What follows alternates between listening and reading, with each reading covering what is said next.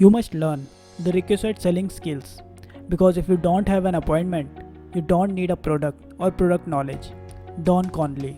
Just like storytelling, learning effective sales skills are paramount for success.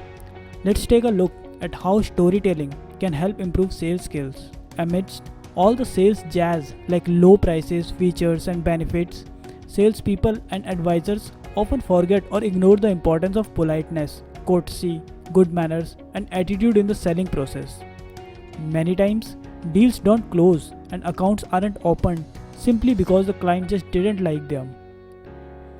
Gary Henley wrote a great story that's just perfect to explain the importance of good manners and being likable to achieve success in sales.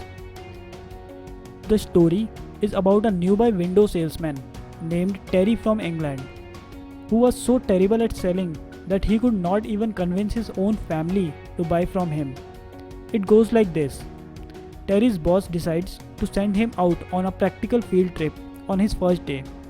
He throws him right into the deep end by asking him to visit an interested prospect at the posh end of town, where the big money is in windows, double glazing sales. So off he goes. He was extremely nervous, with his hands shaking and his knees knobbing. He approaches the front door and thuds the door knocker several times. An old woman approaches, and after his first shaking introduction, she invites him in. He stays there for over 3 hours. Then, after dozens of cups of tea and molds of biscuits, the woman signed a contract and purchases over pounds 7,000 worth of windows. That's over $11,000. And here's the real kicker. The woman had already spoken with 6 other dynamite glazing salesmen that week. All of them offered her a cheaper quote. That's right, Terry's price was the most expensive. He was also the most inexperienced salesman. So what happened in the background?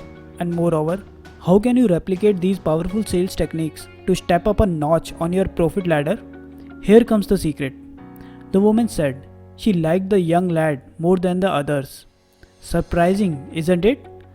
You can use this story at one of your sales meetings to explain how politeness and likability can become deal breakers.